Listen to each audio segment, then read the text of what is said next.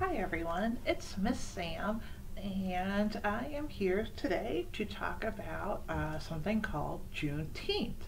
And Juneteenth is something that you might have heard of. A lot of people talking on the news or maybe adults talking about it and you were like, I wonder what that is. So,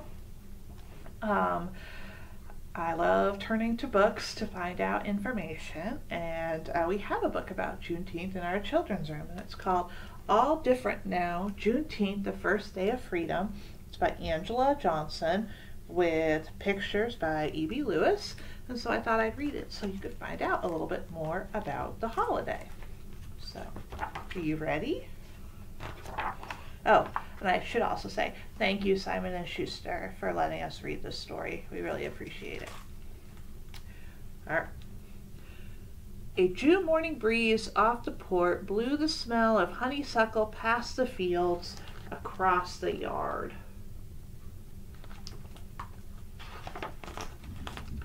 And into our room to wake us.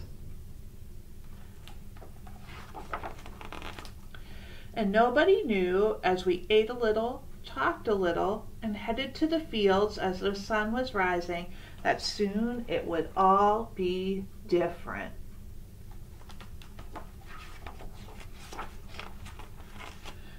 Then we worked and worked and worked some more under the hot Texas sun.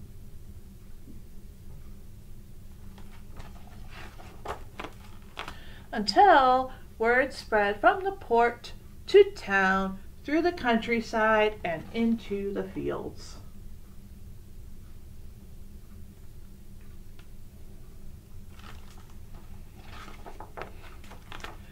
That a Union general had read from a balcony that we were all now and forever free, and things would be all different now.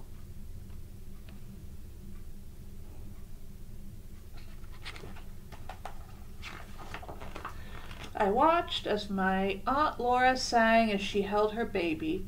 Mr. Jake, who some say was 100, cried quietly, and a group of grown people bowed their heads and whispered things to each other that I could not hear.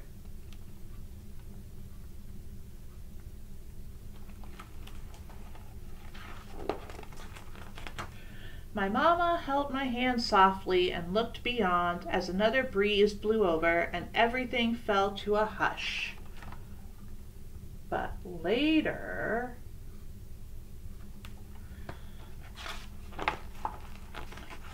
Papa, Mama, the aunts and uncles, and all of my cousins had an afternoon picnic by the water. My baby brother crawled around our blanket as we listened to the sound of the waves.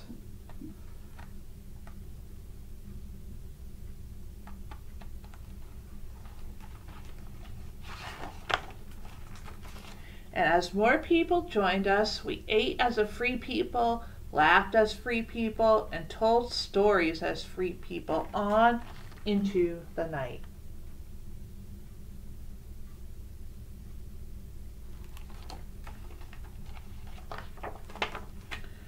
What was before would be no more.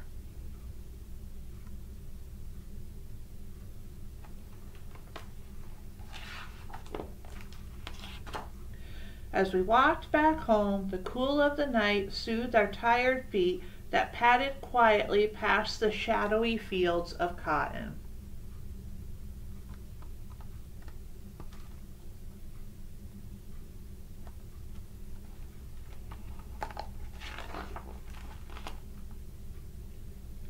And in the morning, the smell of honeysuckle will wake me again beside my sisters and brother to a time that will be for all of us.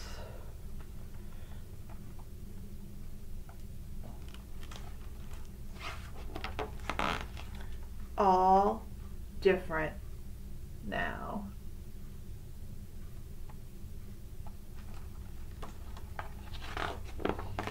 Now there are some author and illustrator notes that I would like to read to you.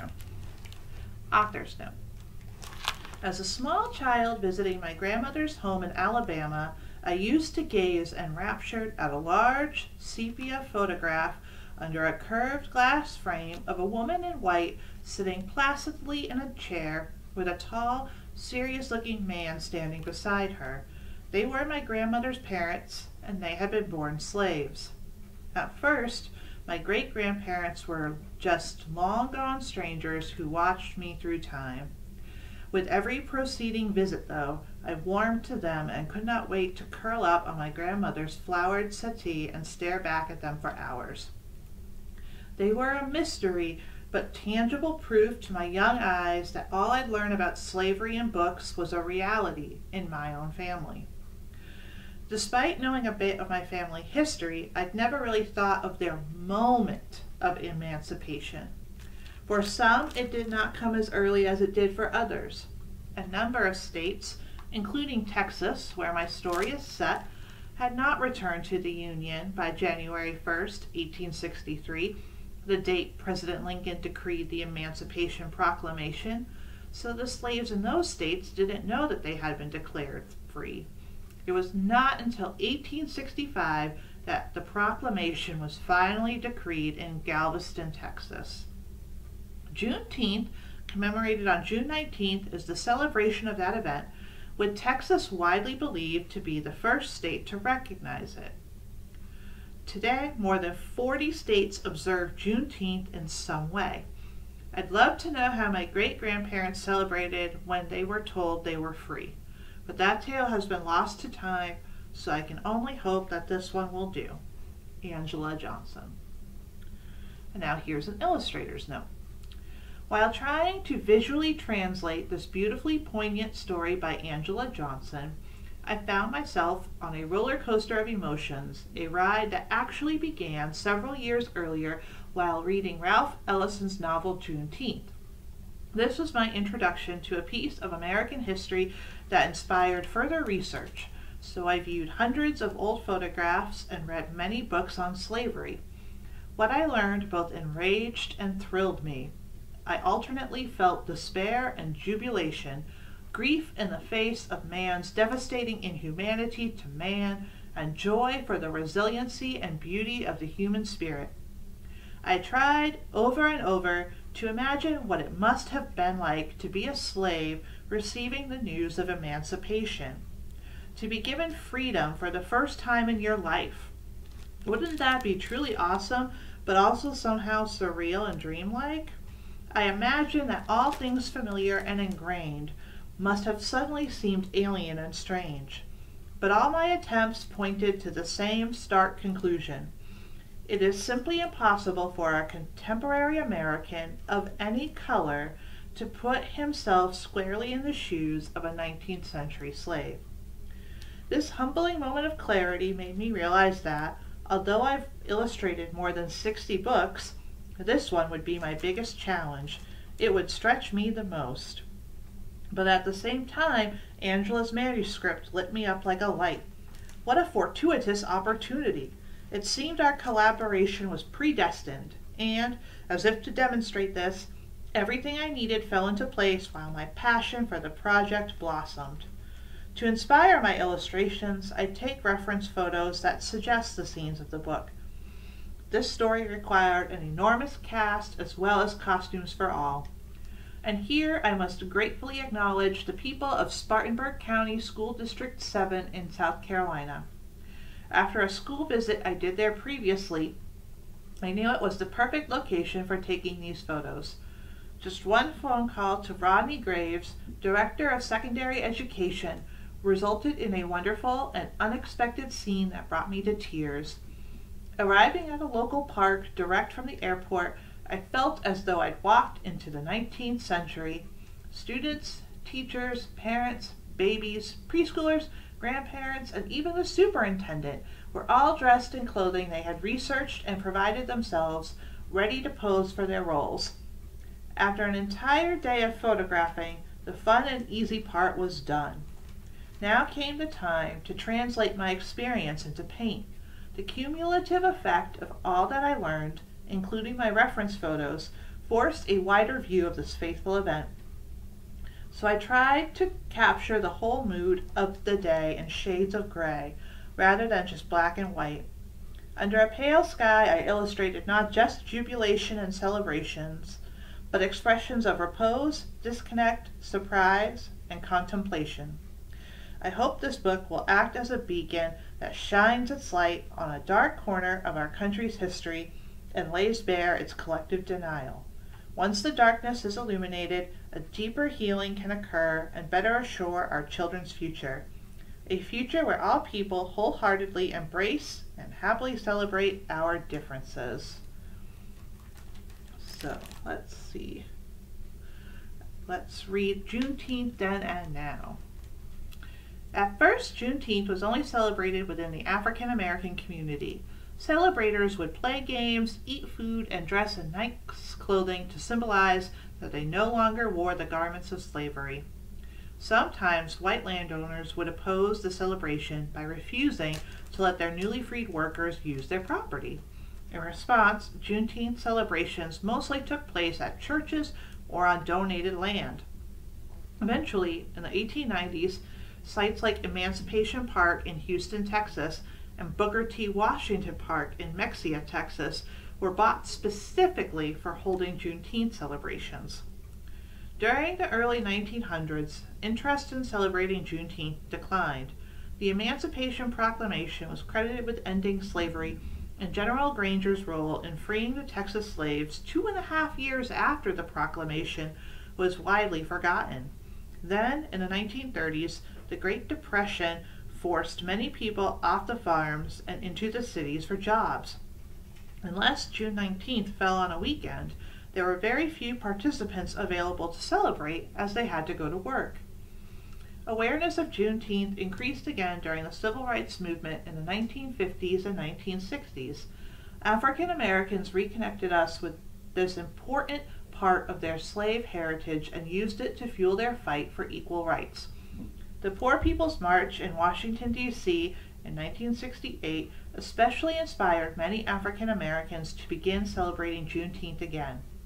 Throughout the next several years, African American state legislator Al Edwards helped to increase awareness of Juneteenth until it was finally declared an official state holiday in Texas on January 1st, 1980. In today's society, Juneteenth is widely celebrated. It is a day for celebrating African American freedom and achievement. The Smithsonian, Henry Ford Museum, and countless other institutions sponsor activities and celebrations for Juneteenth, hoping to educate more people about African American history and culture in general. However, Juneteenth has also morphed into a more national, symbolic celebration of respect for all cultures. All right, and then there's some important dates. January 1st, 1863, that was the date that President Abraham Lincoln issued the Emancipation Proclamation, which declares that all persons held as slaves within states that have seceded from the Union are and henceforth shall be free. The proclamation makes freeing slaves the official end goal of the American Civil War and allows African Americans to enlist in the Union Army and Navy. The Emancipation Proclamation does not end slavery in the United States, but it sets the stage for the constitutional amendment that will. On April 8, 1864, the Senate votes and agrees to add a 13th Amendment to the Constitution.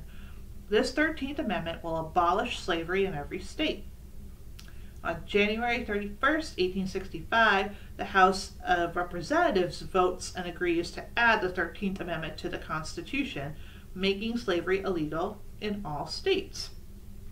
On March 3, 1865, Congress celebrates the Bureau of Refugees, creates the Bureau of Refugees, Freedmen, and Abandoned Lands to aid in the transition from slavery to freedom. On April 9, 1865, Confederacy General Robert E. Lee surrenders at the McLean House in the village of Appomattox Courthouse in Virginia. There were battles and skirmishes after this date, but it is generally considered the official end of the Civil War. On June 19, 1865, Major General Gordon Granger arrives in Galveston, Texas, with the news that the Civil War has ended and all the slaves are free. During the war, Union soldiers could not get past the Confederate troops and enter Texas to tell the slaves about the Emancipation Proclamation. Then, when the war was over and slavery was officially illegal, plantation owners still did not tell their slaves that they were free. As a result, the slaves of Texas did not know that they were free until Major General Granger's announcement. That is why his arrival in Texas is known as the day that the last slaves were freed and is celebrated as the first Juneteenth. On December 6, 1865, the 13th Amendment is ratified by enough states and added to the Constitution, making slavery illegal in all states. So, now you know a little bit more about Juneteenth. There is a website, juneteenth.com, that you can find out more information in this book if you want to check it out at the library. Also has some other websites, and it has some definitions in the back of some words. But now you know a little bit more about a holiday that a lot of people are talking about. So we hope you enjoyed this video, and we'll see you again soon. Take care.